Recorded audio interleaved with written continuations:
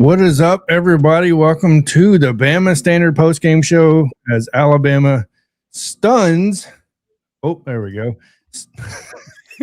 Stuns Oklahoma. We'll say stuns because Vegas decided to put Oklahoma at -1.5. But hey, money moves the line. That's all I got to say.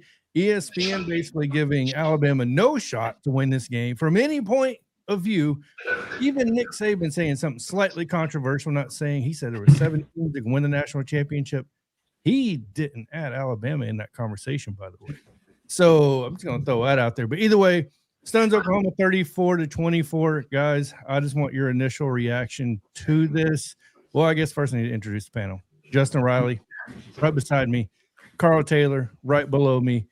Look, great panel, all-star panel as usual. But I need to get initially into this already. Give me your initial reaction. We'll say a minute and a half and under. Justin, you go first. First of all, how hot is Kalen DeBoer's seat? I'm asking for a friend.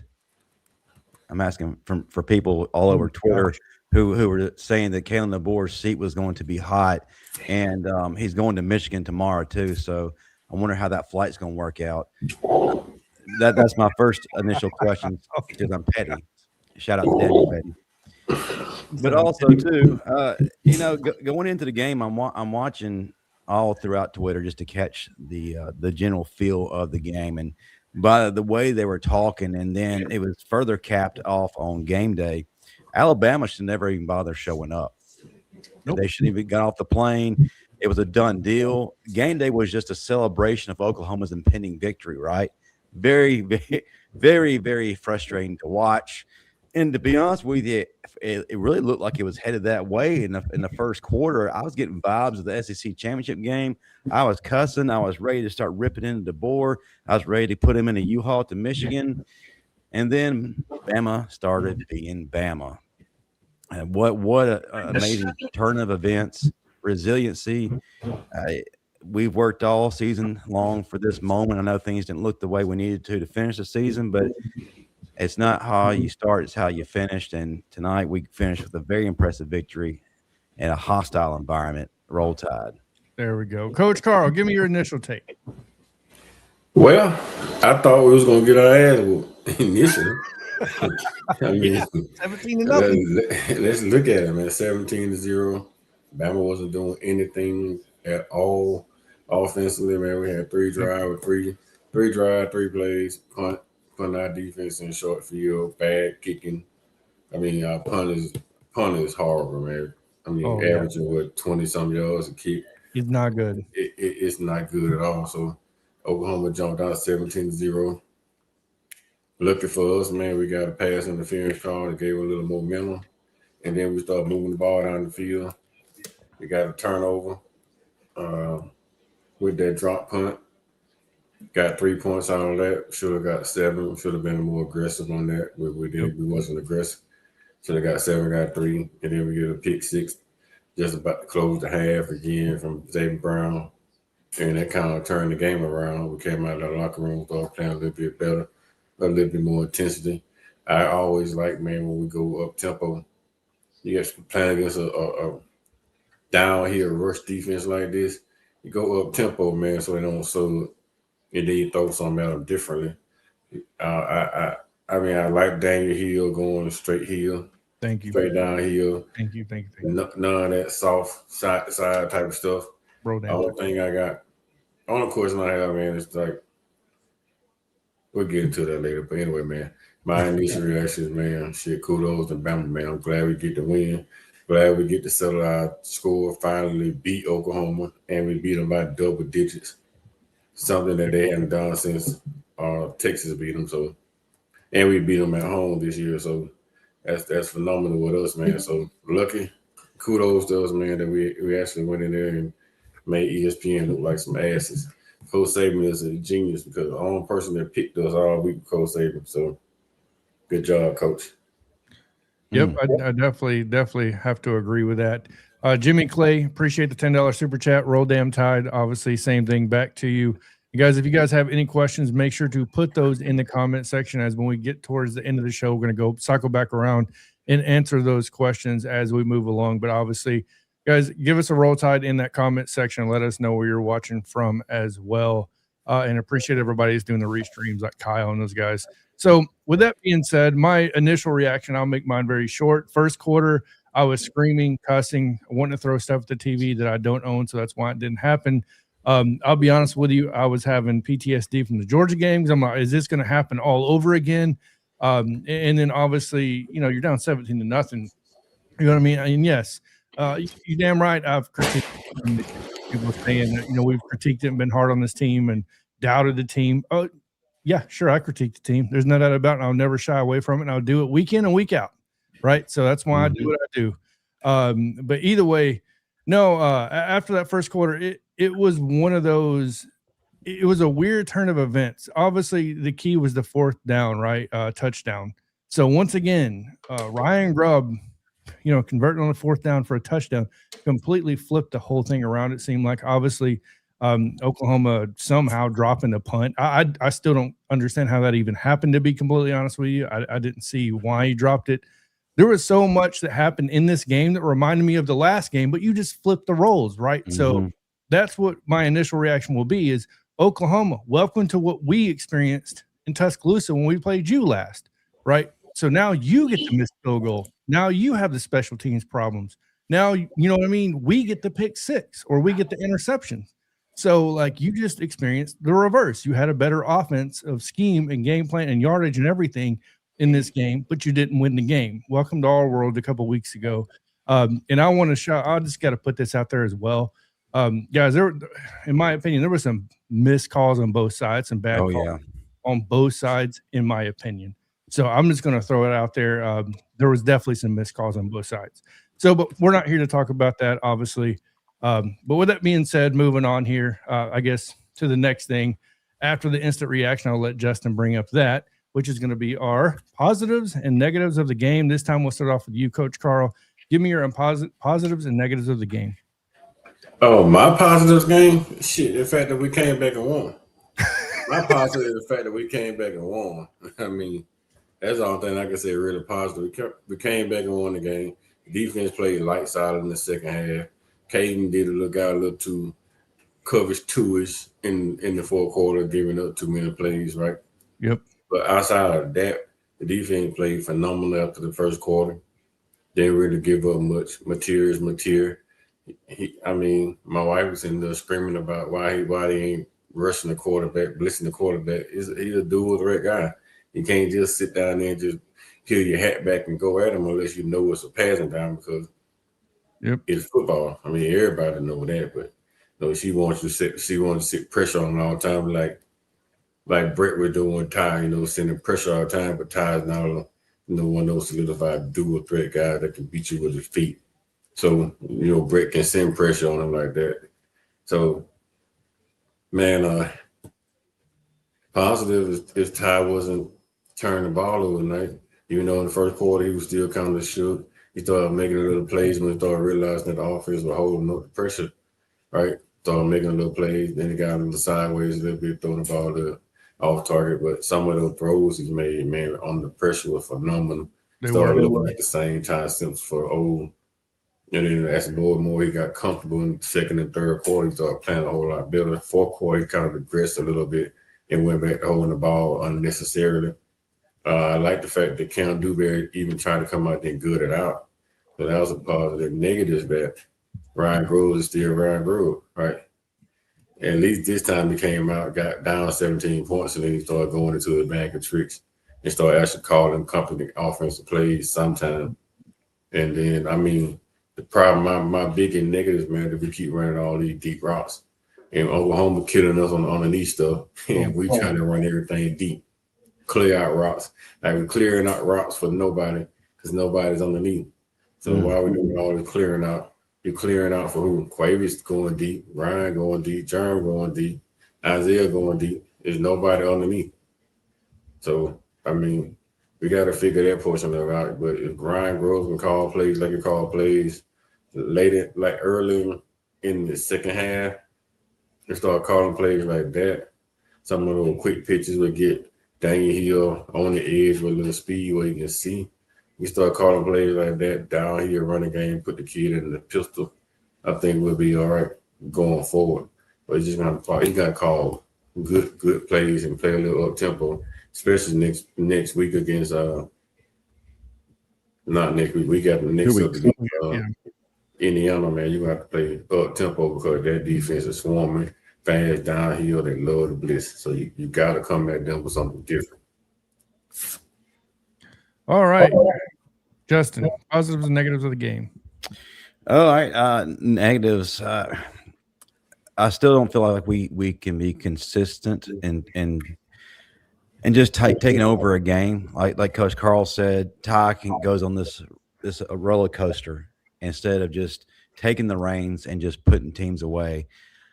Now, at times he did show flashes of that mid-season dominance, but then he just kind of went back into where he was just overthinking things, holding the ball too long, and just panicking at times. He didn't really have to, but I got to look at the resiliency of the team. It really looked like it was going to be a bad night, long night for us, and we were going to get in here and talk about how we're not going to fire Taylor DeBoer. We're going to fire the entire staff just because of the regression that Alabama saw from the South Carolina game on, and it really looked like it was going to continue that way. But then all of a sudden, a few things go our way, and it wakes everyone up. And Alabama just turned into Alabama. We hadn't really seen Alabama do that. So I'm proud of what I saw from them. Negative, we got to run the ball more.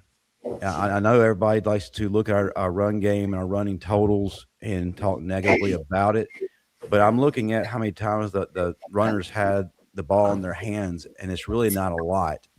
We've got to find some way to be more balanced. When we see a lot more success. But I am proud of Lotsier Brooks. We've been asking all season, when is he finally going to have that moment where he pops off? Well, he came in tonight at the biggest stage of them all and showed out. He was that spark. He was what we needed Ryan Williams to be. So it was great to see that freshman take that ascension and be dominant. Oklahoma didn't really have an answer for him. Negative, Ryan Williams, man. I just don't know what to say at this point. There is no defending him. The drops continue. He leads the nation in drops, and there's no way around it.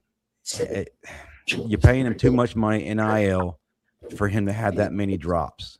But thankfully, we got Jeremy Bernard, Isaiah Horton, and Lotsier Brooks, who can seize the moment and who can take over a game when we need it the most. Yeah. Hang on one second. So yeah, no, I agree.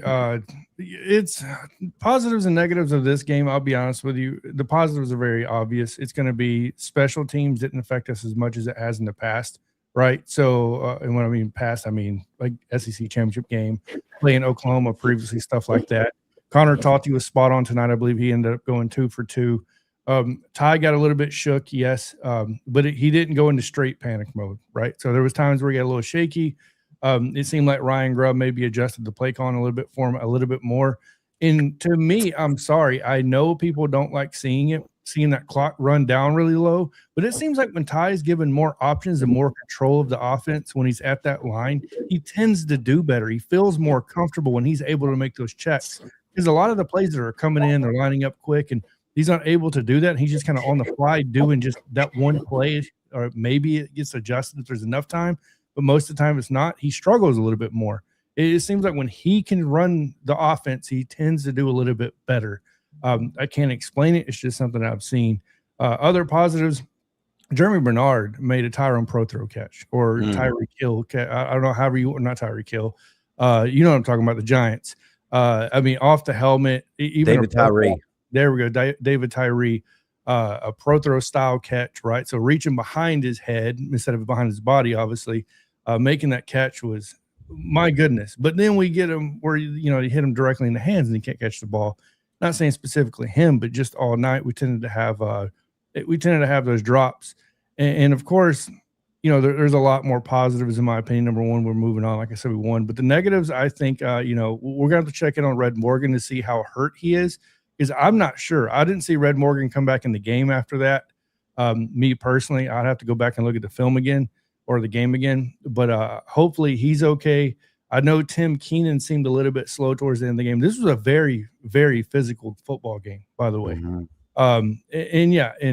Another negative, or I guess you could say a negative, is I'm sorry, but some calls can't be missed. And some of these calls, I'm sorry, were just outrageous. They weren't called on both sides, not just one, but both. Right. So I want to make that very clear. But yeah, I think overall, the word we need to use for this game is resiliency. Plain and simple. They were down 17-0. Last year we probably don't do this, right? So I don't know. Maybe we do, but we didn't. But yeah, so can we please stop the Kalen DeBoer going to Michigan talk, for God's sakes? I think that just needs to be cut out. But that's all I'm going to say, because otherwise I'm going to sit here repeating what everybody else. I tell you another positive. What's that? Oklahoma kicking missed 2 kicks. That's extremely positive. That's when you know it's Alabama's night. Miss, man. Like I said, don't miss. Shit. Them shorts didn't help me last night. All right. It helped James Smith. He had the shorty shorts on tonight. He had on some shorties tonight. Damn. Justin Jefferson had on some booty shorts. Like, he did. Justin Jefferson was short. Was all the way up to his dude. They forgot that this wasn't the club. This was a playoff game, but they handled business. But can we talk about the negative that turned into a positive? We talked about it in our group chats, Jonathan, Coach Karl, the fact that we're not getting pressure at the right times. We're allowing John Mateer just to sit back in a pocket and dissect us at will. But then all of a sudden, it's like our voices carried over to the sidelines to Kane Womack, and the pressure just was unleashed. We unleashed hell. We brought hell with us. Keon Keeley, have yourself a day. London Simmons, have yourself a day. Yanze Pierre, just everyone as a whole. Absolutely amazing. We are in John Mateer's face and in his nightmares later, relentlessly, 5 to 6 sacks. We were begging for sacks at one point. We were praying for sacks. We were going on Craigslist seeing if we could find some youth sacks just to get the defense going. And my gosh, on the biggest stage of them all, defense showed up. Now, I would like to see better tackling from our secondary. I love how y'all can pick a ball out of the air, but for the love of God, when you're in space, wrap up, please. Yes. Oh my gosh! You don't have to ask permission. You don't have to achieve consent here. You have to ask permission. I need you to drive people into the dirt and make them like it. No, they play too much loose defense, and when they're coming downhill, they're trying to keep the guy in front of them, so they're stopping their feet. Even if you stop moving going forward, at least keep your feet moving. Once you stop your feet, you're a dead defender. So keep the feet moving, like hot feet, where you can move in and move out. Always keep your eyes on the inside hip, and you playing through the hip. And if you're on the outside playing leverage, you just attack the front hips, attack the hips you see. What they doing is they keeping their eyes on the inside hip, and then they jumping inside, trying to tackle the inside hip. You got your eyes inside, but you tackling in the outside. The only thing you want inside, so you make sure if you break outside towards you, you sitting flat. Not just reaching, like you jump inside, they're gonna go outside. So you sit flat and you're gonna stand flat and we're gonna make a move. You stand flat, stop going inside. That's what they're doing. But you see Oklahoma play defense, Oklahoma coming straight down here. They blind down here, they're attacking your hips. Bama sitting back playing passive, waiting on you to get to them so they can wrap you up. Yep. Man, just go down there and play down here. Play fast down here. The hell with the rest of it. If you miss a tackle going fast down here, that guy literally has to juke you side to side. He can't juke you going forward. He gonna have to go side. That slows his feet down, get your teammates opportunity to come down there and help you. That's what killing us, man. It's not just bad tackling, it's just bad super angles, bad everything. Hey, I also point out something I noticed. Did you happen to pick up that we started running a lot better when Jaden Roberts was snuck in tonight? I don't know if you watched the switch, but when Jaden Roberts came in, we were able to run the ball a lot more effectively.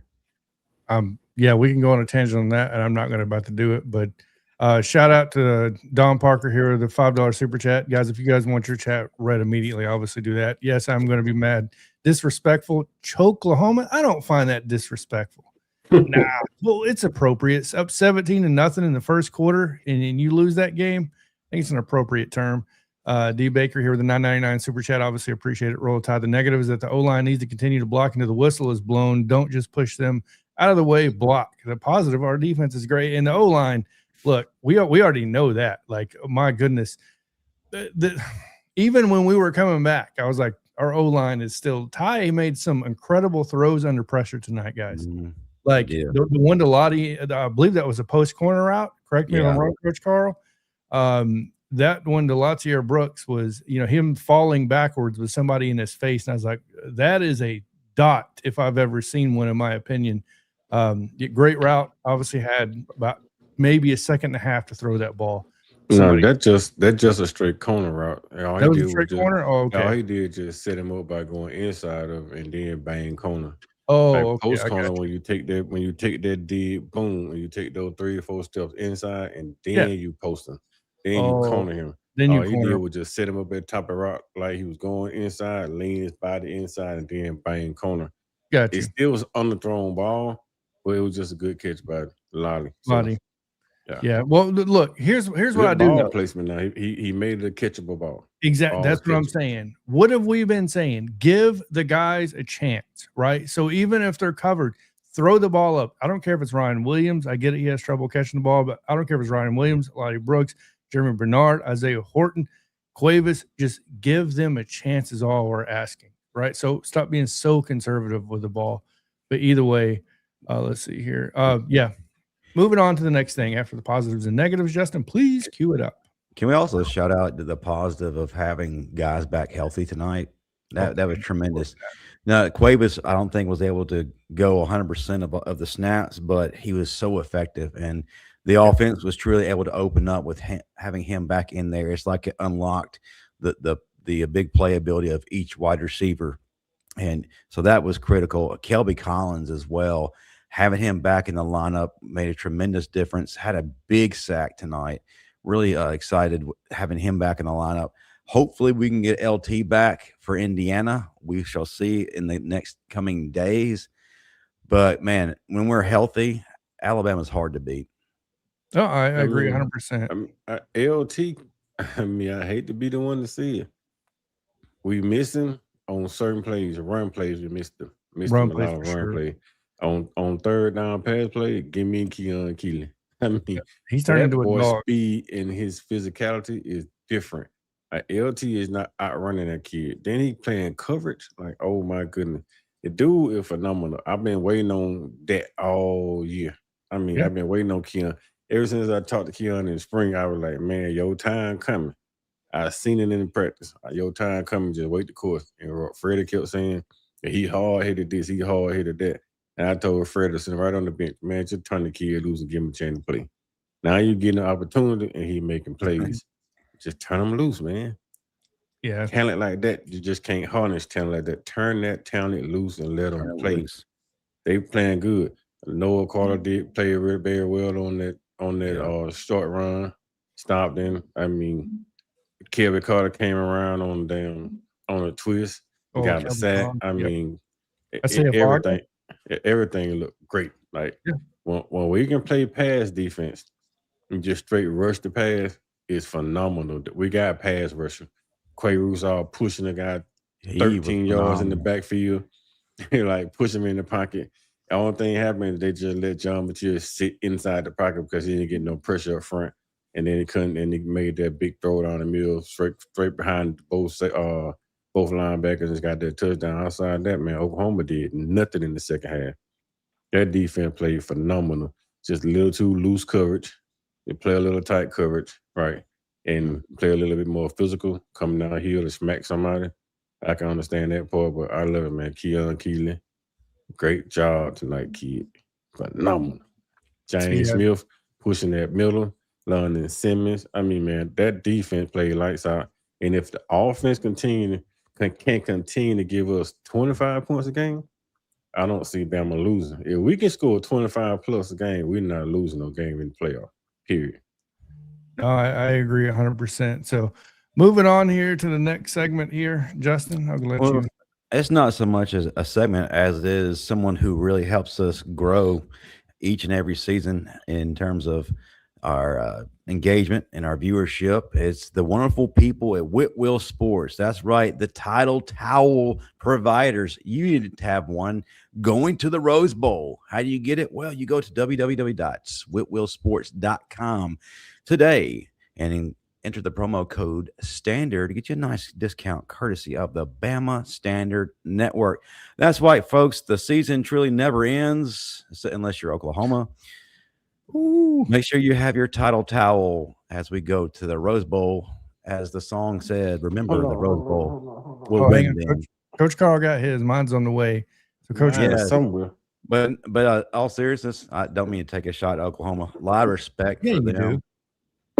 I'm not that dude. Even though people like to come at me in my comments all the time, I just sit back and I let things play out. I have respect for all teams, and Oklahoma is worthy of that respect. They came with it. Ooh, very nice. You see that? That can be yours today at whitwellsports.com. You like that, Jonathan? I do. That was a good promo. That's your inner wrestling coming out right there. That's right. With that being said, before we move on to the next segment real quick, obviously shout out to Defend, $5 super chat. Bama gained the most yards running when QB was under center. And you know what's funny is I didn't really realize that until you just pointed out. That is definitely correct, because I believe the 29-yard run from Daniel Hill came when he was under center, and also like a 14 or 15-yarder came when he was under center as well. That's a great observation, actually. You want to know why? Because when you're on the center, it's kind of like a pistol set. You're still in the pistol set. You get a running back time to get started. When you side cock, he's getting the ball right there on the side with no movement going forward. Now you got to try to make a movement forward, or you got to make a movement sideways. But if you get the ball and you hand it off, you're coming forward. And if you make a jump cut, still making a jump cut going forward. We do too much side cocking, and then once you get it, like if I line you up on the right side of me, John, I can tell you right now, everybody in the chat, if I line John on the right side of me and side cock on the right side, which way the ball going? Going left. That's the only direction you can go. The only direction you can go. Yep. Unless you're gonna run a counter. You can't go but one direction. And we don't run counter. Unless you're gonna run a counter. What's and John? We don't run counter. So what the whole defense know? The ball going left. Well, the defense line slides to the left. One guy sits over here playing just in case you play damn quarterback keeper running the zone read. One guy sits, whole defense slides to the left. Put him in the pistol. Yep. Same play, put him in the pistol set. Defense has to stay put in the middle of the field because the running back is in the center of the field. If you shift the defense, he goes straight up downfield. Yep. That's simple and plain. Yeah, no, I agree with you 1,000%. But you know what? It's funny is we don't get paid millions of dollars. It'd be nice. Hey, just throw me a couple bones. You know what I mean? Just for I'll be the water boy for Coach Karl. Just throw me a couple dollars. That's all I'm saying. Hey man, AJ McCarron is the new head coach of the Birmingham Stallions. You could all you guys can apply for that right now since he's looking for a staff. AJ, call me up, dog. Hey, I got you. Congrats to him, by the way. Pulled out a lieutenant governor race. Gets the Birmingham Stallions head coaching job. So I noticed there was something big coming when he talked about it on his podcast and all that good stuff. I'm interested to see if the dynasty is going to still continue running as far as podcasting goes. I don't know how that interferes with that, but actually, you don't know this yet. He's going to be leaving the dynasty. Oof. He's on JB's show more than anybody, anyways. No kidding. But tell AJ to hit me up. Well, one thing AJ has talked about that he fully intends to have more of an Alabama presence on the team and have more representatives from each Alabama school. That way that it's truly Alabama's team, the state of Alabama that is. So and I also put him on the trail for a possible coach on his staff. Got him connected with AC Carter yesterday. They had a great conversation. I'm waiting to hear what the results are. But so AC could be possibly leaving Alabama A&M to Birmingham Stallions. Birmingham Stallions. Ooh. Possibly, but All right. Well, anyways, moving on to the next segment. Moving on. Do this. No, Players of the game.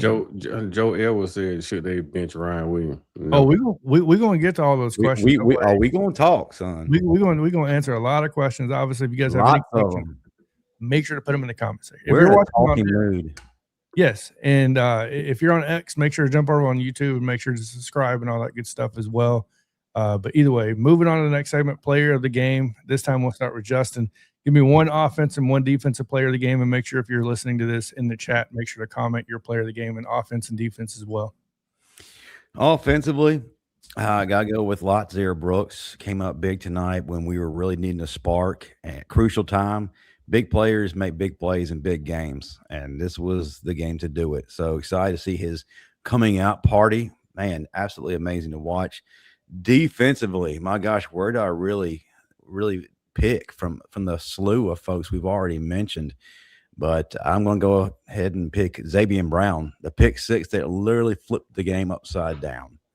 That started the momentum shift, and it really felt like after that happened and we go into half, Alabama was in firm control and really not in danger of losing that game. Even though it seemed tight to us in the moment, that really just it kind of sealed it for us early. So yeah, that's where I stand.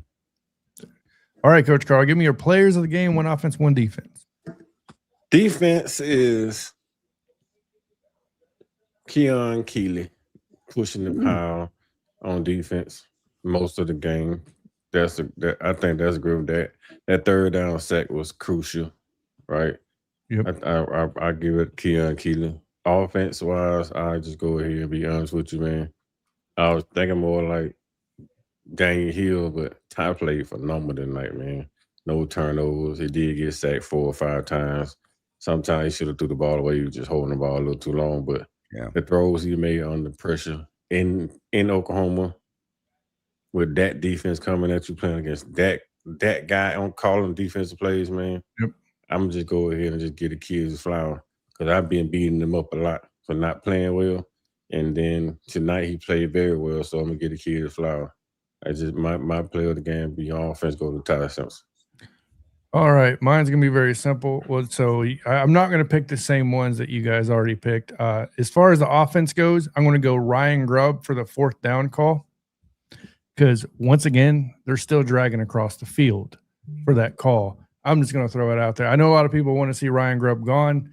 I believe that you got to give the guy more than 1 year. I get it. He's made some terrible calls. I agree with that. But look, you got to live and die with the system that's going to be put in place, right? So I'm going to say Ryan Grubb because, I mean, I'll be honest with you, I would pick Ty Simpson, to be completely honest with you.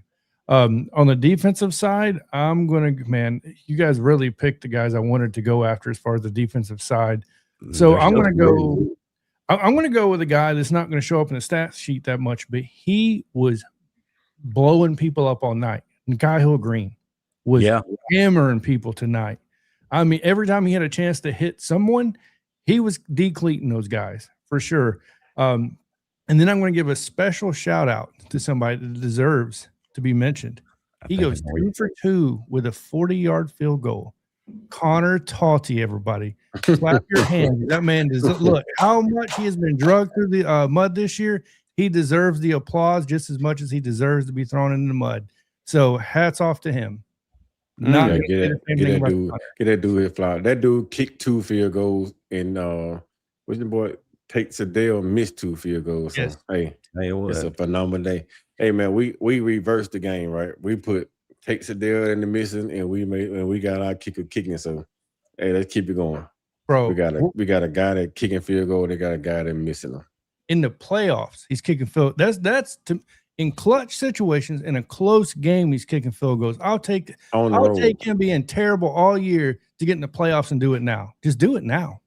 Mm-hmm. That's all I'm going to say. Some of y'all should be ashamed about the way y'all acted too. It's going to throw that. No, it wasn't. I'm just glad that it wasn't me. Now I wouldn't. I know you want. I ain't talking about you. I ain't talking about you. I'm not talking about Johnathan. I'm talking about some of these people be booing. I'm glad. All I'm going to say, I'm glad that y'all ain't God. Like. I'm glad y'all ain't God because y'all don't understand what forgiveness means and grace. Facts. Sometimes the storm comes at night, and you gotta endure the storm because we know that the joy comes in the morning. And tonight, I'm sorry. There he goes off on his tangent again. So, all right, moving on. After players of the game, what do we have lined up on this agenda? We turn it over to the audience. Justin, this is where you take over as far as bringing up these banners. I'll let him do that. If you know what, I'm so excited about the folks who have graciously donated. So I know we've already mentioned them, but I'm going to bring them up on the stage again because they deserve it. Jimmy Clay. This is arguably the #1 fan in Alabama history right here, and the #1 fan of our show. We're grateful to have you in here, brother. We know that no matter how things are going for Alabama, you will always provide that energy to push us over the goal line. Thank you, sir. And then we got Don Parker. This is where it all starts, folks. Don Parker, $10. Roll Tide, happy with the win, but the overall performance was a C-. Bama should have had a funeral for that Schooner. You know what? In the playoffs, I'm not looking for perfect. I'm just looking for advancing. And I knew it was going to be a battle. We all knew it was going to be a war tonight. And I'm not looking for grades. I'm just looking for wins at this point. Bro, you're telling me. Yeah, it's no such thing as a C- when you win a playoff game. That's all A+, baby. Well, that's the thing, man. You're playing the best teams in the country at this point, except for the DEI hires. You'll see them tomorrow. And you're playing against a team that whooped your. You're playing a team that whooped your ass twice. We haven't mentioned something yet, guys. We're the first team to win as an away game on the road in the playoffs. Yeah. Boom. Bama the first to do something again. Imagine that. And they won by double digits. Tastes good. Won't God do it? All right, moving on here. Next one. I'm sorry. Y'all just making me act up. All right. At Bama 21-26. Question: do you guys think they should have run more to the edge tonight? No. How fast that defense is? I'm going to say no. No, you run B gap. You don't run. You don't C gap it. With defense that's swarming like that and pursuing like that, you press C gap and then you cut back B gap. Get the whole defense swarming one direction when they start slanting the defensive line going one direction, and then the running back cuts back in the B gap. You press the C gap, cut back in the B gap, and then you should have middle of the field wide open. If you just running straight C gap, they're gonna run your ass clean out of bounds with the 1-2 yard negatives. That's why we was in the negative the whole first half, because they're trying to press too much C gap. They trying to bang B gap, press C gap. No, you go ahead and get on outside the C gap, start rolling the C gap, and then you should cut back like Georgia do. Georgia push your whole defense C gap, and then they'll cut back B gap and be streaking on you. No. We got to start playing B gap and stop playing A and C. Alabama play A and C gap. We got to get into the B. Yeah, no, I agree 1,000%. The last thing you want to run into is an R. Mason Thomas waiting in a C gap, by the way. So I'm just going to throw Kip Lewis. And a Kip Lewis scraping across the top, right? Exactly. So yeah, no doubt. R. Mason Thomas and Kip Lewis, this is called what it is. They are dudes. Those are grown ass man. Them the type of dudes you do not want to walk in the alley at night and see. No, you want them walking beside you, and then you want them jokers. You want them jokers beside you as bodyguards. I want them playing for the Baltimore Ravens. That's all I'm saying. All right, Justin. All right, Dwight. We contend 36-82. Do we have any receivers that can actually catch the damn ball? They did. Yes. I don't know if you noticed, but he has 2 touchdowns. Yeah, they can catch the football, Dwight. Man, just high pressure situation, man. That's the playoff, man. Oh, you drop footballs. It's just pressure, man. Those type of games bring out the best in you and the worst in you. Your hands get too cheesy. Like in the NFL, you got to catch a football with your hands like this. In college, your hands should be a little bit closer. Our boys' hands like this, trying to catch the football like the football coming sideways. You just got to close them in a little bit, unless you're going to open your hands up wide like this and then roll them. But no, they just a little too wide. That's all. Or we have some receivers that don't use their hands to catch the ball. They're not hands catchers. They're body catchers. So you got a lot of, but even think about it, man. When you're playing football nowadays, John, a lot of folks not paying attention. You're going to have to catch the ball in here, like right in here. Because so many head collision coming on. So you go across the middle of the field and you do it like this, it's gonna be incomplete anyway. So they try to wait till you get a little closer into you, so when you close it, you can ball up and try to lock the ball on your chest. Because if you don't, they're gonna separate you from the ball. And then you turn when you inside the end zone with the same thing. You want to get your ball hand a little bit close to your body so you can trap it. When you're running dig routes, you can do that outside, catch the ball here because you're on the move like that. So it's all good, man. They just gotta concentrate on the ball. You know the lick coming, especially against a team like OU. You know the hits are coming. Indiana's gonna bring the lick too. Indiana gonna bring the mail. Yeah. So you know the hits are coming. We need to return the sender. Yeah. Just get prepared for taking those licks. So in practice, instead of them just running across the middle and get wide open catches, they should be running across the middle, have a defender sitting right there when Ty's delivering the ball, right? He should be sitting right there, and you just get used to catching the ball with a defender sitting right there. Eyes on the ball, catch the ball, take the licks. You know, said Ryan's hands are upside down. Oh, next question. Thank you again, Don Parker, for that $5 and the wonderful key tag here of Choklahoma. But all respect here from me from the Sooners. All right. Tony Collins, 2740. Why didn't we run tempo and keep them in a base defense? Let me answer that real quick. John. We did at times. So we have 3 different styles of tempo that we run with this offense to keep them off balance from the defensive perspective. That I do know.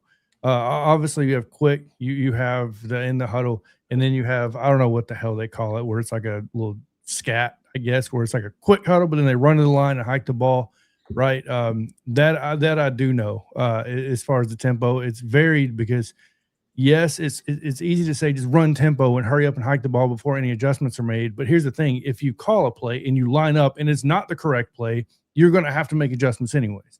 So to a certain extent, right? So, but anyways, go ahead, Coach Karl. Sorry, that's my tangent for a minute. No, I mean, I was gonna say the same thing, man. Running quick tempo, you get the tempo going, so you make plays, start moving the ball. Once you get across the 50-yard line, you slow the ball down a little bit because you don't want to be moving the ball up and down the field fast, and then put your defense back on the field when your defense is playing lights out. So once the defense get burnt out, you can't stop anybody in the fourth quarter. So you go tempo to get the ball across midfield. Once you get across midfield, you slow it down a little bit, and then you get into the tempo once you get inside 30. Yeah. Now you can start pressing Oklahoma a little bit by not being able to sub. So you just line them up, boom, run play fast, and then next play you run it all the clock down. Then next play you kind of run a little fast too. Just mixing and that's and that. Keep them from subbing, because if you lie to them sub, they'll run all the clock out trying to get a sub in. There you go. Well said, sir. We got at D Baker 2383 $9.99. Roll Tide. The negative is that the offensive line needs to continue to block until the whistle is blown. Don't just push them out the way. Block. The positive, our defense is great. We already discussed that one, so yeah. But thank you again. We're going to give you flowers for donating. Please continue to donate. We're trying to get Jonathan out that Ford Pinto he has. So barely running a 2-cylinder. All right. The crazy part about it, he has a 2-cylinder that burns gas. So I got a big block 2-cylinder.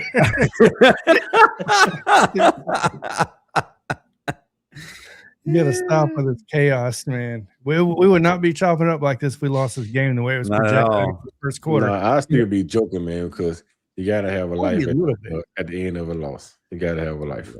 For the first time this year, I lost my composure in the first quarter. I never do this. I was sending, usually I'm calming Justin down. In the middle of the first quarter, I was sending him messages. I'm like, dude, it's about to get wild on this post game. I'm telling you right now, I'm unleashing. I'm doing this. I'm doing that. Coach Karl, I thought I was talking to Samuel Jackson. Bro, he went full Samuel Jackson on me today. I was heated, man. I was like, it's just embarrassing to a certain extent, right? And then the obvious missed calls during that first quarter to me against, like I said, it happened on both sides by the end of the game. But some of those calls at the beginning, like that holding on Isaiah Horton, was crazy. The face mask that was never even looked at, where Nikai Hill-Green was tackled by his face mask. I'm like, in front of the ref. But like I said, it happened on both sides by the end of the game. They weren't called. So scratch it. I mean, by the end of the game, we got away with 2 plays, right? Two calls I see Bama got away with. But to start that game, all that holding on defense, all that holding on offense, they was choke holding. All sides on the sack to Ty Simpson. How did you not see that? That dude was almost a yard down the field. He was in the field when they snapped the ball. Not even that, the headbutt, Kip Lewis headbutted Ty Simpson right in front of the referee. I feel like I was watching. It's a lot, man. That last hit on Red Morgan, like boom, dude pushed Red Morgan behind at the end of the play, just knocked him clean on his ass, man. Like it's just a lot, man. Just bad. It's just bad officiating. Like we was talking in the group chat. I told y'all, we gonna have to win this game. We can't worry about what the referee gonna do because they not gonna give us shit. We playing football on the road in a hostile environment. You don't go in there expecting to get down flags. That's damn middle school shit. That's the old Alabama when Nick Saban was coach. We had respect. We don't have that shit anymore. We got to earn it. So we go in there, earn it. You get your head knocked in, get your ass up and keep playing. They got up and they kept playing tonight. They were asking for flags. They realized they wouldn't get them. They got up and kept playing. So roll down Tide. Ooh, hashtag never give up. Shout out to I got to show this one because it's a donation. Obviously, I appreciate the $1.99 donation. Orphanage Builder Groom 8586. Hopefully I said that right. Danny Lewis is officially more useful than Ryan Williams. A blocker. Ryan Williams had 1 catch for 5 yards, I believe, and I know he had obviously a drop that everybody torched him for. He had a drop that everybody gonna kill him about. But people, you got to understand this. Even when Ryan is not getting targets, he's still getting double team.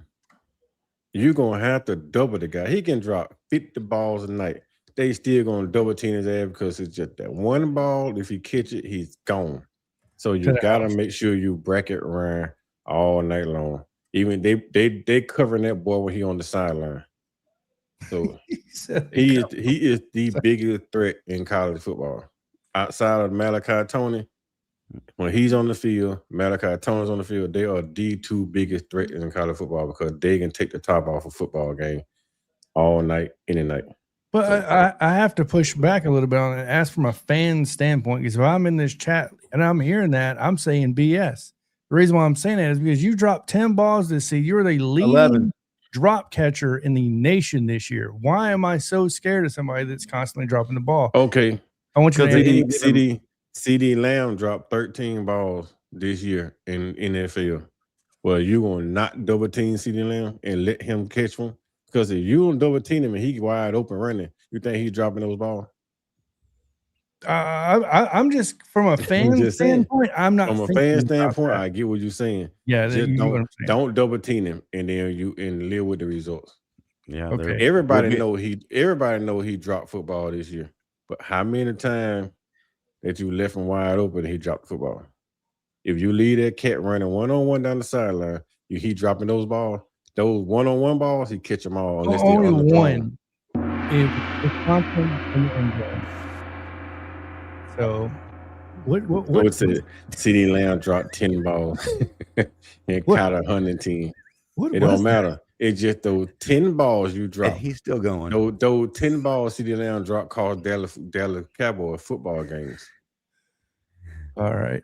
Did you do that, Justin? I'm assuming you did that. I did do that because we've got Tony Collins 2740. We need to stop changing plays at the line every play too.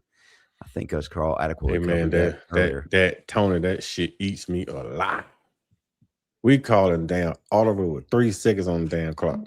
That shit eat me alive. I'm not gonna lie. I can't say nothing to that other than I agree. So moving on. All right. Tough as nails. Grubb in the booth helped out, I guess. Well, I can tell you this. In Georgia, he was down on the field and it was horrible and we couldn't do nothing. He got in the booth and we did something and we won. So I like where you're going, man. Tough as nails. I like where you're going with this. So I agree. That's right. I mean, in the Georgia game, you couldn't have begged for worse. You couldn't have prayed for worse. You say, God, please send me worse. And that's, yeah. All right. Georgia game. I was saying the Georgia game, send his ass back upstairs. He's like he was lost on the damn field. I was about to send him back to Dollar Tree. Oh, all right. At YTCRCSN, ESPN just showed this stat: Bama is 9-0 with an interception, 2-3 without an interception. Well, I mean, to be fair, this defense is predicated on turnovers. That's the way this 4-2-5 works. That's the way, at least from everything I've read and listened to, that's how this thing works. It's a bend, don't break defense, which means eventually you're going to cause, and hopefully somebody will make a mistake, right? So am I wrong there? Only problem is with the 4-2-5, the way the back end is played with Mo Linquist. Mo is giving up too much leverage. So with the 4-2-5, it's a vision type defense, but it's played at 7 yards, not 10. It's 5 to 7 off, and then you playing vision. 10, they playing it at 10, and when you bailing, like you playing 10 yards off and you bailing, you play at 5 to 7, and then you bail, you standing at 10. But if you playing it at 10 and you bailing, now you at 15 and 20 yards off. So you're giving all the underneath stuff. That's why, by the way, Justin Jefferson was throwing his hands up in the middle of the field half the time, going, "Why is the help so far down the hill? We're so deep down the field." Exactly. But when Xavier played the ball right, boom, he sent that 5 yard, he dropped 5 yard, ball comes straight to you. Now it's a pick 6. Yep. But you play it at 10 and drop 5, that's a completion. I mean, it's simple. Play it at 5 to 7 yards, so take a 3 to 5 still drop, and then everything's right there with vision where you can break on the ball. Yeah. All right, we have got an Illinois fan in the chat. The Fighting Illini represent official Oski Wow Wow. Please beat IU. I beg of you. I'll be honest with you. I'm pretty confident against Indiana. It's not because it's in the Big Ten. It has nothing to do with that. Yeah. I'll be honest with you. I'm not going to get into this game yet because that's for a pregame. Yeah. But from everything I've seen, they played Ohio State really well. They're very physical defense, in my opinion. I just think there are some things they have weaknesses like everybody else does. This is, to me, in my opinion, this is not the year where there's an invincible team. Right. So in the years past, I could have possibly pointed out like Clemson or maybe Alabama had a time where they looked unbeatable. LSU 2019. Right. So teams like that, you're like, yeah, you're not beating those dudes. I don't see a team in this year's playoff going, yeah, you just can't beat that team. Yeah. Everyone has flaws. With the way this defense is playing right now, with Indiana can run the ball a little. They can't run the ball that good. Everything is predicated on what the boy named, the Heisman Trophy winner? Fernando Mendoza. Fernando Mendoza. Everything is predicated on Mendoza. He's not a scrambler. So he had to drop back and throw the ball 50 times. It's all favor of Bama because we're going to get pressure. Their offensive line is good, but it's not as strong as the offensive line we just played, even though they was young. Don't boys, some dudes on their offensive line. They some dudes. Yeah, my God. Right. I don't think the offensive line is good as Oklahoma offensive line or Georgia offensive line. So Bama should be able to get pressure. We just got to be able to contain the middle of the field, that A and B gap where Indiana like to run A and B. Yeah. We can start to run A and B gap, we should beat them. It's our offense that had to put up. I was saying our offense give up 21 points, we'll beat Indiana. I'll say 24 just to be safe. All right. At Porsche 919 Tribute, who is more of a liability on their side of the ball, Damani Jackson or Ryan Williams? Damani Jackson. Yep. Go ahead, Coach Carl. No, I'm it. Yeah, Damani Jackson for sure. Ryan Williams is at least a decoy, or he's half blocking or whatever he's supposed to be doing, motion, whatever. He's causing some type of attention his way. I'm not hating on Damani. Damani's had his weak points this year, and he's had his high points. And understand that at the end of the day, Damani Jackson, in my opinion, has played his role well this year from a standpoint of having to take a back seat to Dejon Lee and not complaining about it. I think Damani should have been in the slot playing the star position. Damani should have been in the star, and Justin, not or the other boy, the Jones, what name? Deshaun Jones. Deshaun Jones should have been backing him up. we could have had the money on the field with those other two corners with Dijon Lee and Xavier Brown. We would have been better because I think he's a better slot corner because he loves to play off ball. So he's a better slot corner than he is a boundary corner or a field corner. I would put him in the slot and just primarily put him in the slot. It's exactly what he's gonna play in the NFL. He's gonna be a slot guy in the NFL, not a field or a boundary guy.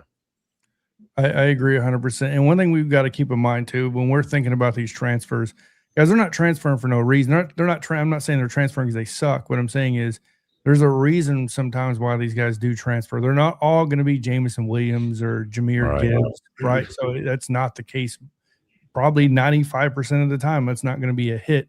I'm not saying Devontae Jackson's not a hit. I think he's actually, for his role, for what he did at USC and then coming into Alabama, I felt like he served his purpose, to be completely honest with you. I think he's underachieved, though. I do think he's underachieved. If they play, I think if they will just play him a little more, if you play him on outside, play him a little more press man coverage because he has speed. If you giving up 10 yards, man, and then you telling him to drop an extra 10 yards, he's no way near going to be effective. Last year, he was effective because he played close to the line of scrimmage. Yeah. Only time he had issues is when he was playing off ball. Now they're taking him and pushing him that far the ball, and he's not playing well off ball. Put him in the slot. Or he have a safety center on top of his head. And then you just press ball with him, put him in the slot, let him play 5 yards off, man, make the right read. The money will be 10 times better than he is on the outside right now playing off ball. I think he's a press ball type corner, kind of like Xavier. You see Xavier, he playing too far off, he get a little lost. He'll walk down, he'll personally walk down and start playing man coverage. When the money played man coverage against Georgia, he played phenomenal against Georgia because he walked down and played lock coverage and they gave up no passes. Like, I don't think he had a completion against him. They didn't. You're bagging him off, man. The guy is a physical guy. Put him up top, let him play physical. Dijon Lee is that off-ball corner. That's why they put him on top of the money because Dijon plays off. The money play on. So makes sense. Let's get to our next comment. This is interesting. At Ryan Milton 5512. Why we didn't see Richard Young? If we don't have a run game, he can't be much worse. Well, we say that until it gets worse. Until it gets worse. But nah, man, I heard some nonsense going on in T-Town, man. Like Richard had gotten some trouble or something, so he probably on punishment. Who knows? But he understands the reason why he's not playing. The team knows why he's not playing. We just don't know why he's not playing. A lot of things happen inside those locker rooms and on that field that we don't know about. Unless, because trust me, if he thought he had a reason to be on the field, you'd probably be hearing about it. So, right. And if he didn't, and he wasn't happy, you already heard his name talking about getting in the transfer portal would have been already. He understands the reason why he's not playing. So exactly. He's going to be in the transfer portal. He made mention of it back in September when he was in class. But he understands the reason why he's not playing, though. He's a really good kid. Don't have the speed. No, don't have the burst. He don't have the speed, but he's a physical bet. He's just not Daniel Hill type. All right, let's see.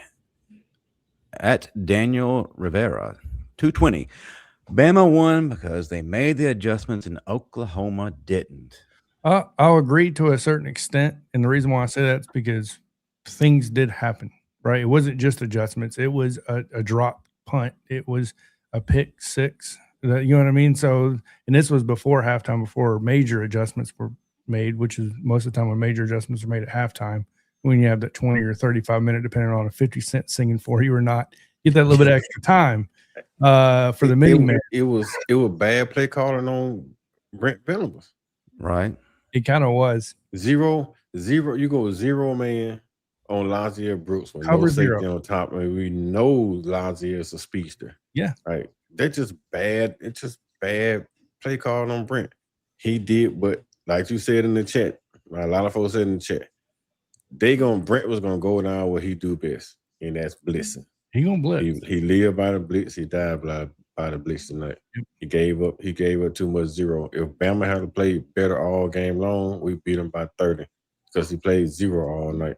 And we had those shots all night long. Once they started hitting those crossers, throwing those short crossing around, then Oklahoma had to come down. And then they gave up the tops. So all right, let's get to the next one. At Chris Solo 9015. Is this run game the worst in Alabama history? I'm gonna say I don't know because I'd have to do some research on that, and I can't. I'll be straight up honest with you. I can't think of a team pre Gene Stallings. So I'm gonna say I have to do some research on that one. No, we never had any issue pre-Gene Stallings running the ball because before Gene Stallings we had Bobby Humphrey. Well, I'm just saying the whole history. I think we have a negative rushing game once before, but all season long, no, it's never been this bad. I mean, ever all season, because back in those days, all you could do is run the ball. So I agree. Moving on. Is it more so that we don't have a run game, or is it because the run game is neglected? I think we don't have that. Well, I think we have really good backs, but we just don't have that explosive elite back. Oh, we do. He's on his way. Yeah, Don't worry. January 5th, he'll be getting in his room. Those two. We have two backs in this class that's coming. Yeah. One is a super freak and one is a freak. Yeah. Right. But you put those two guys with the younger guys like Daniel Hill and AK Deere, we'll have dynamic running room right now. Kevin Riley is a talent, but he's not that vision guy. Like he's a one hit, he's a one cut, keep going type of guy like Daniel Hill.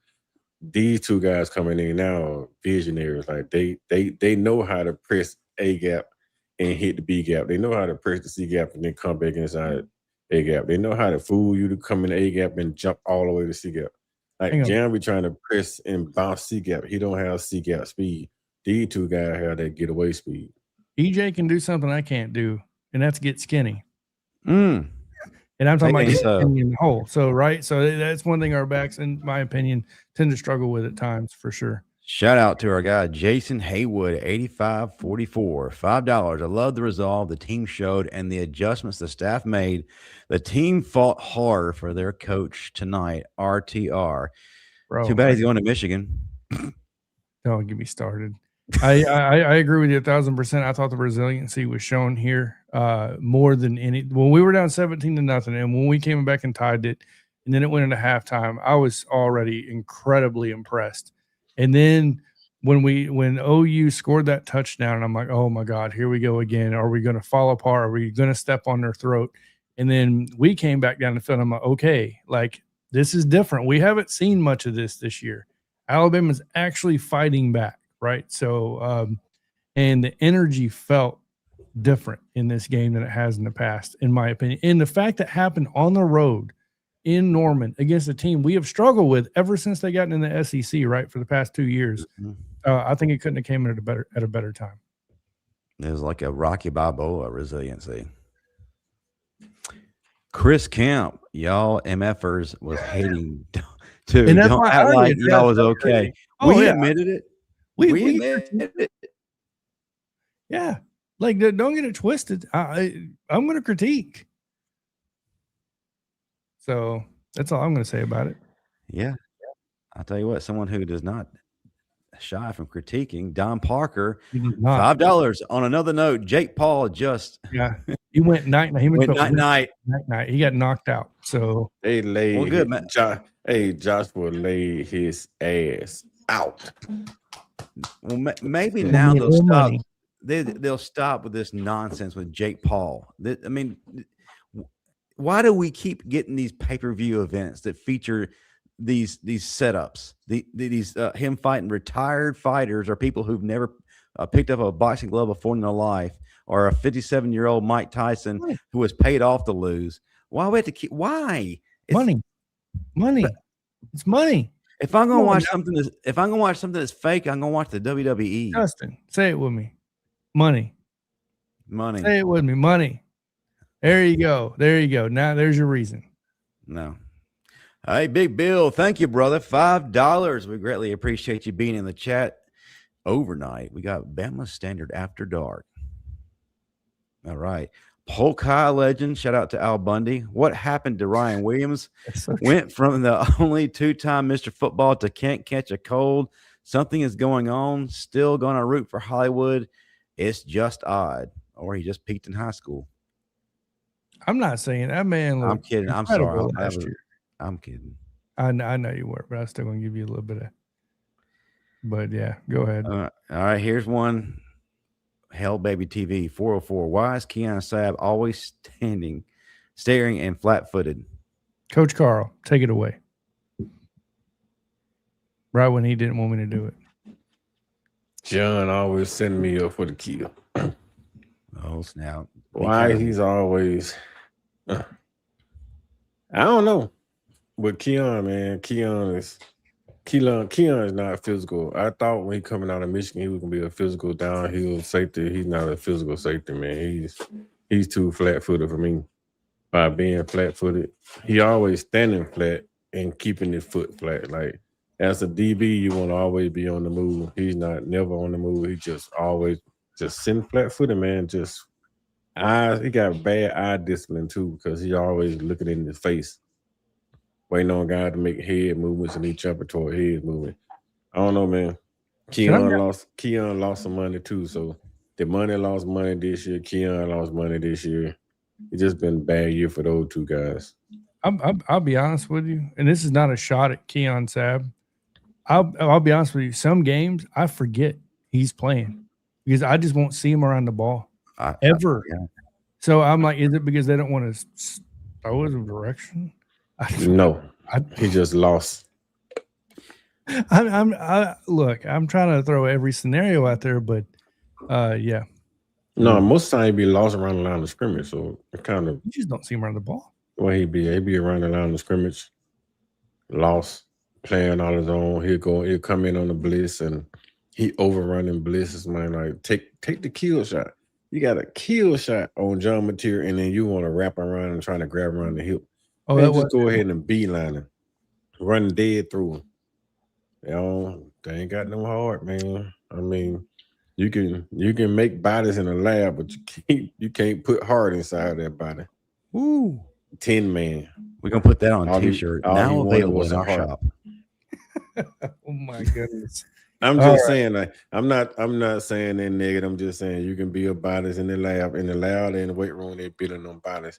But on the inside of you, where it all starts at, you're gonna have to have a heart. I understand that we don't want to take shots at players and get a chance to get evicted, kicked out of the game. But here, at some point, man, just damn play football. Look, they throw a flag, they throw a damn flag. Just play football. Stop all this ground dance. That's all I be saying. Shit, we like to dance. I don't like to dance. I like to hit. I feel like we need to have a designated player on the team each game that's just going to lay the wood to somebody. Drake Kirkpatrick did it a couple of times this year when he was able to. Drake Kirkpatrick, where he at? Well, hopefully they can resolve the issues off the field that are holding him back, because he's definitely a talent when he's on the field. You know where he is. Super talented. We got one last comment, and that comes from David Martin 69 Lover. Is that our OnlyFans too? Remember, guys, Indiana is in the Big Ten, okay, not the SEC.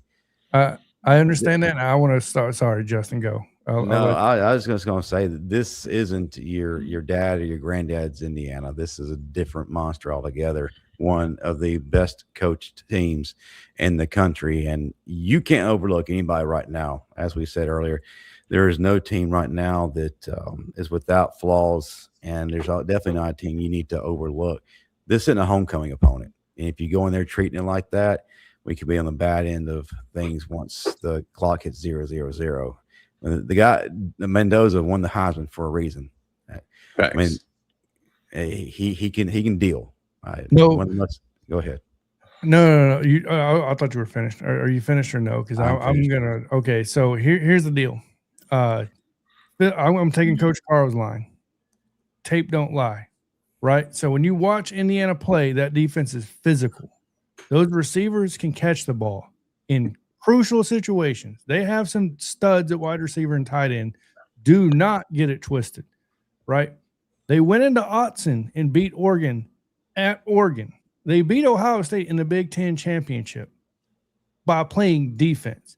Mendoza, I like him. Does he deserve the Heisman? Absolutely not. Diego Pavia, sorry, you deserve it. You're more meaningful to your team. Why do I say that? Indiana won, 10 games last year or 11 games last year, whatever it was last year, without Mendoza.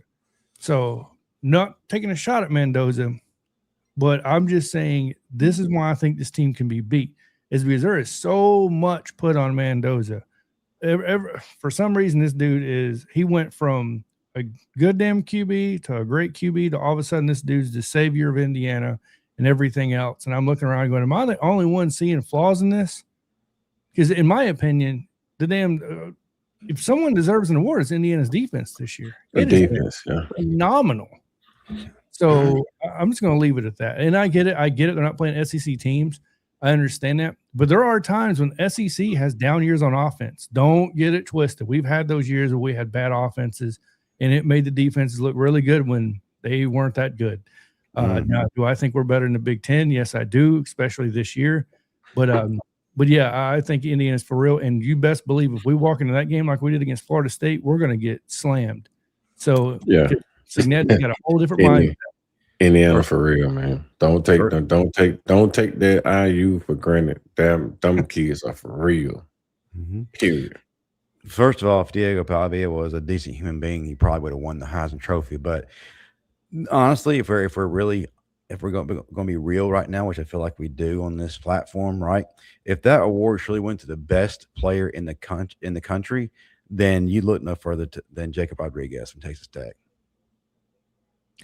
Yeah, and I could argue, I'm not going to get into it, but we have a kid down here at Jack State almost had 1,700 yards rushing, and he's the reason why Jack State won their bowl game, by the way, beat Troy. I get it. People think it was only Troy, it's only this.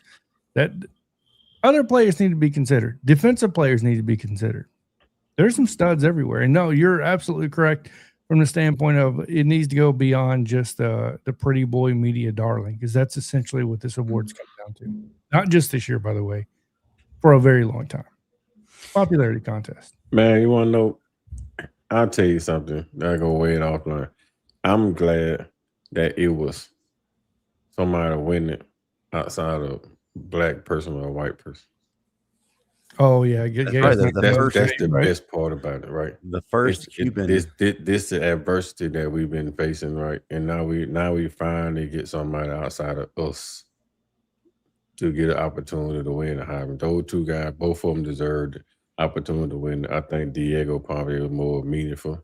But, hey, it's still somebody outside of us that won the Heisman. So it's a phenomenal thing, man. I'm just happy about that portion of it. I'm Irish. I'm still waiting our turn. Oh, my gosh. You're going to be waiting a long time, brother. Let's go to our final topic, and that is final thoughts, guys. It can be about this game. It can be going forward, but nonetheless, it's our final thoughts before we start to wrap things up. Yeah, I guess I'll let you start, Coach Karl, then go to you, Justin, and I'll end it. Well, my final thought, man, is the team actually played better, which is a phenomenal thing. I seen the boy with a little more, I guess, a little more spirit on the sideline instead of sitting out there with that door calm face like he lost in Neverland somewhere. Michael Jackson dancing around.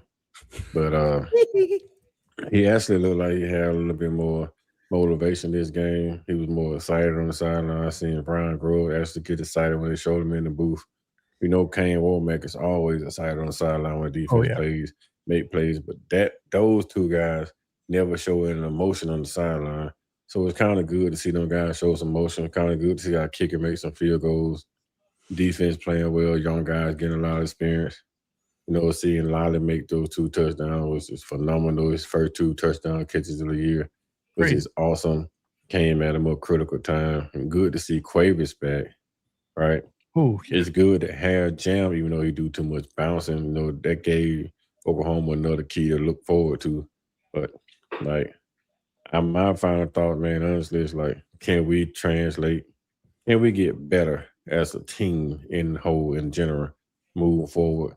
to New Year's Day to play against IU in California, where we hadn't been having success at, right? We hadn't been winning at the Rose Bowl. Can we go in the Rose Bowls and play better and pull off a victory against IU? And if we can, I think if we beat IU, we probably got a shot at the national championship, because IU probably going to be the team to beat this year. Boy, that defense is playing, and they got those really skillful now wide receiver and tight end. So if we can go in there and figure out a way to win that game, we got the shot at it. There you go. So I'll actually go next, just so Justin can close the show out, because I'm selfish and I like the spotlight on me. Anyways, my final. You're a pick-me girl. That's exactly what you are. I'll make sure to put my OnlyFans account up. Oh, Lord. The handle too. anyways, my final thoughts of the game. I'm really glad we won this game, because I was about to go on raging after that first quarter. I'm about to lose it. You would have probably seen a different side of me. No, in all seriousness, final thoughts. I'm really glad we won. I felt like this team was extremely resilient, which is something we've been kind of lacking at times, definitely this year, fighting back. You know what I mean? So, of course, we get in the habit of seeing Ty being Ty in the middle of the season when we say he's digressing. In my opinion, I thought he had a great bounce back game here against Oklahoma. I think the big thing is can we do this again with almost another 2 weeks off, by the way? We're talking about like a week and 5 days or 4 days to the next game as well. So more time to get healthy, more time to game plan. But Indiana also is going to be going on 3.5 weeks without playing a game. So kind of like Oklahoma, it's around I think 20 days or something like that. So yeah, no, I'm just happy with the win. Congrats to everybody on there. Congrats to all the moms and all that stuff. Shout out to Ebony. Noah got on the field, kind of did his thing. Same thing to London Simmons, who's obviously been on the show and stuff like that. So, yeah, I'm glad this game, we won it, man. I feel like the DeBoer talk can now officially stop. Or it needs to stop. Very well said. I can't harp on the resiliency of this team. And the team this year, although it did not look perfect at times, we are striving for perfection in our own way. Did we fall at times? Did we get bumps and bruises where we counted out at times? Was it justified? Yeah, it was. But the fact is, we came up when it mattered the most, and I can't be any more prouder of this team. I'm excited about what the possibilities may be versus Indiana. I'm also excited, like you said, Jonathan, can't be overstated that the time we'll have off to continue to heal, continue to rest up, because that's one of the things that's really been plaguing us towards the later part of the season. And the healthier Alabama gets, I think the more dangerous they become, and we'll be allowed to fully bloom into what we know they can be. But excited about the win, looking forward to another round, and for all those who prayed for our downfall and even celebrated it, ESPN, we ain't done yet. And oh, by the way, next Tuesday night, 6 p.m. Central, the Bama Standard will be on air with not one but two special guests, DJ Hall and Kenneth Darby. You don't want to miss that, so y'all be here for that. Yes, sir. DJ. He's my guy. Good dude. Good dude. He's my family. So you still doing Wednesday night? Yes. Well, was that Christmas Eve? Is it Christmas? I don't know. I think so. Today's the 20th, so yes, it would be. If the family and he want to do it, then we can still do Wednesday night. We're talking about having actually an interview with a recruit that should be looked at by Alabama and others, folks. So we're still trying to get that together. If it's not on Christmas Eve, then we may be a go. But you'll see more promos for it. I know it probably makes no sense to anybody right now, but we have the best content there is. So now we're going to go towards the later part of our show, and that means you're going to learn how to follow us. You'll be able to figure out what Johnathan Lewis is residing in terms of his OnlyFans, and then some of the other ventures he's got. And you'll find out why Coach Karl is in a fallout shelter. All right. Now let's go around the room, guys. Let's tell folks how they can find us on social media. Starts out Jonathan and then Coach Karl, and I'll finish. All right. So you can find me on here, obviously on the post-game shows. I'm pretty sure we're going to be making some more content on here as well. on the Bama Standard. We can also find me on X at T-Town Media 25, T-Town Media 25 on X. Also T-Town Media YouTube channel where we discuss Alabama recruiting and overlooked recruits like Kristen Moore and a host of others, Derek Sorrells Jr., Cedric Simmons, and just Demarion Barnes, so many others. Yeah, and make sure to go over there and check us out as well. Coach Karl. You can find me on T-Town Media with John, right? He just told you where to find us at. You can hit us up on X. You can hit me up on X at Coach KD Taylor. You can find me here on the stand-up post game with my brothers, or you can find me on the block, right? You can find me on the block, Sports Talk with Coach Karl. Not to be confused with the poll, right? Yeah, not be confused with the poll. Not just on the block. We know you can't.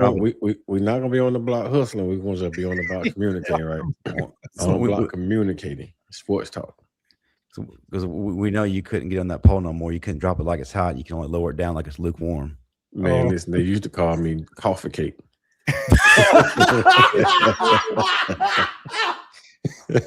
now they call me coach. Now they call me coach. Stop it. That just really got set on here. That's a clip.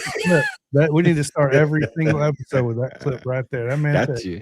They call me They used to call me coffee cake. Now they call me coach, right? All right. So Justin in this thing. That was worth the price of admission. Yes, you can find the Bama Standard on all forms of social media at the Bama Standard. We are not hard to find.